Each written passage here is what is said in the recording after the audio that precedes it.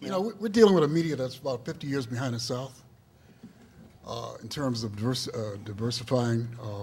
Robert Maynard, the late publisher for the Oakland Tribune, challenged the media to look like America, right? By the year 2000, it's getting worse. I read a blog every day edited by Richard Prince from the Maynard Institute. The few remaining Native American, Hispanic, or African American journalists are being fired or being bought out.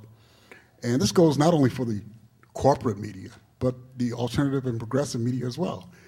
So when it comes to cyberspace, that's a great boon for us because we get to say things, and African Americans have begun blogs and websites. For example, The Root, which just appeared under the sponsorship of the Washington Post, and Black Agenda, and the Black World Today. So all these sites are popping up, and people are able to engage others about the important issues of the day. So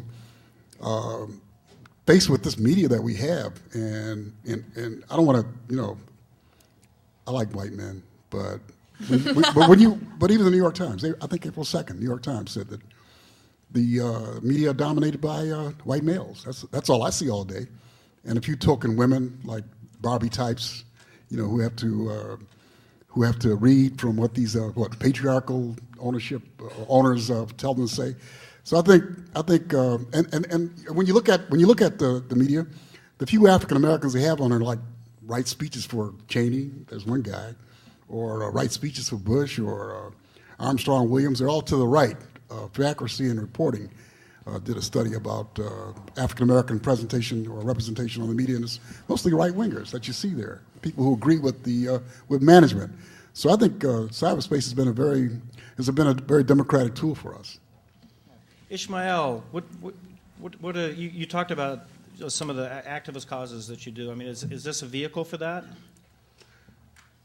Well, I think every member of my family has a book out, or two books. So, I mean, a couple of years ago, my mother published a book. She began writing a book when she was 74 and finished when she was 84.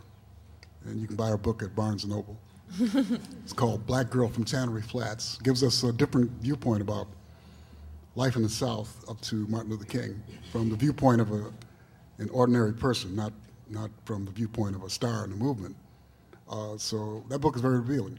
My daughter, my oldest daughter, Timothy, wrote a novel entitled Showing Out that was published during the same year. My spouse, Carla Blank, published Rediscovering America, a big book for Random House.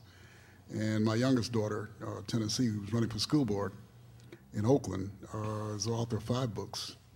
Her first book was published when she was 10. And she's right back there taking pictures. She likes taking pictures a lot. And her new book about her education, which is a shocker, right? A very exciting book will be published this year from Counterpunch Press. Hers is the first book written by an insider. You know, most of the people who write books about the experience of African Americans and Hispanics in schools are middle-aged guys like Kozel or Robert Coles. So this is a point of view from someone who really went through the process. So Tennessee keeps us in touch with what's happening with Red Room every day. She has a bulletin on what's going on at Red Room. And cyberspace has opened up new possibilities for us. I published a magazine called Conch, or Conch, and I began publishing the print edition in 1991. And I was lugging these print copies around the country and getting very little response. And then I went to cyberspace, and I get mail from all over the world. We've been publishing writers from all over the world. I did a tour of the Middle East, and when I returned, I was able to publish stories by students in Lebanon. I was the first American writer to visit Lebanon since the Civil War. Students from Israel, where they have hip-hop, classes in hip-hop at Israeli universities, where it's sort of shunned here. Every day we read these editorials, you know, we got to do what's this guy's name, Victor Hansen, or this guy in the Chronicle, everyone got to do away with hip-hop, you know, but they have it over in Israel, Jordan. And so when 9/11 happened, I published the responses of 45 writers from all over the world, how the rest of us feel. Because as usual, the space for opinion in this country is monopolized by some of the same people, same background, same class. So we were able to get people from Jordan, from Lebanon, and from Israel to talk about 9/11. So we see our community as a worldwide community of writers.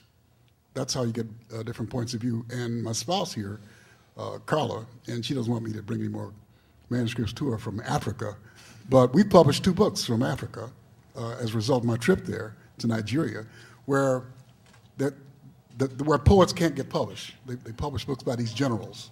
The autobiography of some general has a big party where he's spending all this international monetary money on a party. I don't know what it is. But anyway, we published 16 writers from Nigeria, and then we came back with 16 women writers from Nigeria.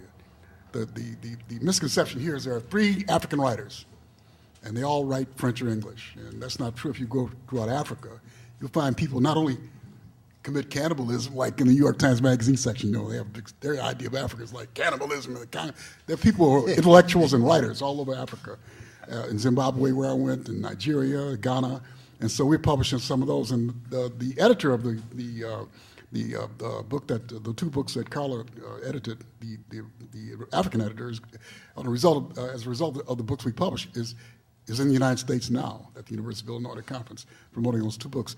The next project we're doing is 16 writers from Kenya. And that's look, I have contracts with too many people, Random House, Perseus. I'm getting ready to sign a contract with Doubleday. I'm like 70 years old. I think my job is to service younger writers. And I think Red Room has the same goal, is to serve writers who don't get any publicity, who have something to say with fresh ideas but don't have the space or don't get covered.